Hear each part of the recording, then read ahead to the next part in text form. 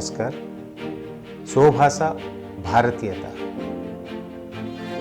भारतवर्ष अपने भाषा में खड़ा हो।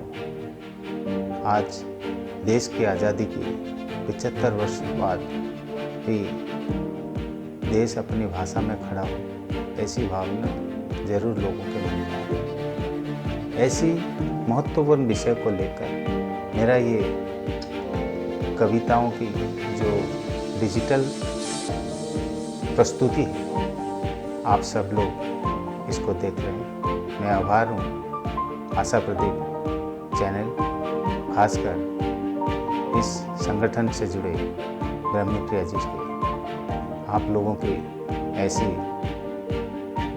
अनहोनी और अच्छे पुस्तक की डिजिटल माध्यम से, यूट्यूब से और अन्य माध्यम से लोगों तक पहुंचाने का जो प्रयास है, वास्तव में एक सबके लिए प्रेरणादायी है। आज विश्व भर में कोई कहीं पे भी हो, किसी भी कवि या कविता या कोई भी लेख हो, डिजिटल माध्यम से यदि उसको मिलता है, एक पुस्तक खरीदना और उसको पास हमेशा रखना और डिजिटल माध्यम से कहीं से भी बैठ के किसी भी कवि को कभी किसी की तरीके से देख लेना, ऐसी भावना के ऊपर चली ये कार्यक्रम में मेरी जो आज ये पुस्तक के आप लोग उन्मोचन कर रहे हैं, मैं आप लोग के लिए विशेष रूप से धन्यवाद देता हूँ। निर्माण करो मंदिर न कि महल। शीर्षक है निर्माण करो मंदिर न कि महल। मनुष्य जीवन 25 से 35 वर्ष तपस्या के एक पीढ़ी। मनुष्य जीवन 25 से 35 वर्ष तपस्या के एक पीढ़ी। शासन, प्रशासन, अनुशासन, माध्यम के बढ़ते सीढ़ी। खंडगिरी तपोस्थल के हजारों वर्ष की गाथा। खिचिंग काले ग्रेनाइट पत्थर, मंदिरों की वो कथा। अयोध्या हो या रामेश्वरम, अयोध्या हो या रामेश्वरम, युग युग से लोगों की रही आस्था। ईंट, सीमेंट, सिल्ली, सरिया में बनी इमारत के न थी कोई प्रथा। ईंट, सीमेंट, सिल्ली, सरिया में बने इमारत की न थी कोई प्रथा। जीवन जीता हूँ दूसरों के लिए, जीवन जीता हूँ दूसरों के लिए, भावना अपनों के लिए। सत्य वही जो परिस्थिति दिखाते दिखाते जीवन बीत गए। सत्य वही अपनी परिस्थिति दिखाते दिखाते जीवन बीत गए। करोड़ों कमा गए रहने के लिए अपनी इमारत बनाते बनाते।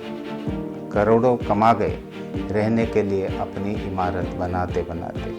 न रहेगी किसी की अपनी इमारतों पे जितने मंदिरों में आस्था। न रहेगी किसी की अपनी इमारतों पे जितने मंदिरों में आस्था। अकेला आया था, अकेले जाऊंगा। मंदिर बने हजारों को रोजगार युग युग तक। मंदिर बने हजारों को रोजगार युग युग तक। इमारत बेरोजगार बनाए कई पीढ़ी तक। इमारत बेरोजगार बनाए कई पीढ़ी तक। मोदी बनो अंबानी नहीं, एंटिल कब तक। सोच अपना अपना मेरे देशवासी मेरे लिए महान। सोच अपना अपना मेरे देशवासी मेरे लिए महान। भारत माता की जय।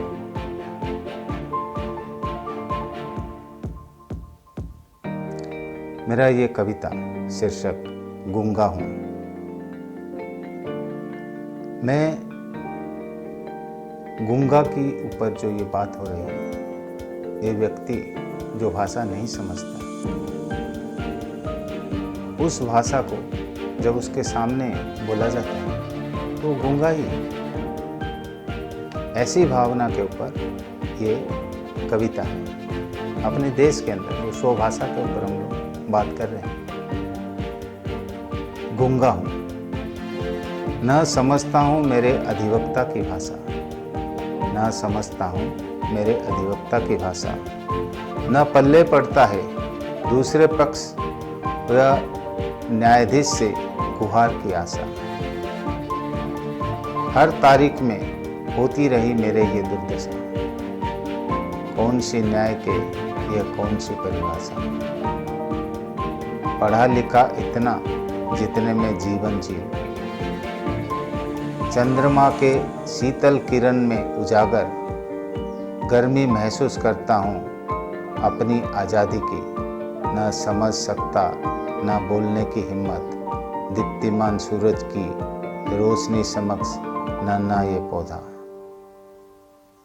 राजद्वार से शमशान समक्ष न रहा कोई बंधु, राजद्वार से शमशान समक्ष न रहा कोई बंधु। मेरी समस्या समझ मुझे समझाए, फिरंगी को दिल से कैसे बांधूं।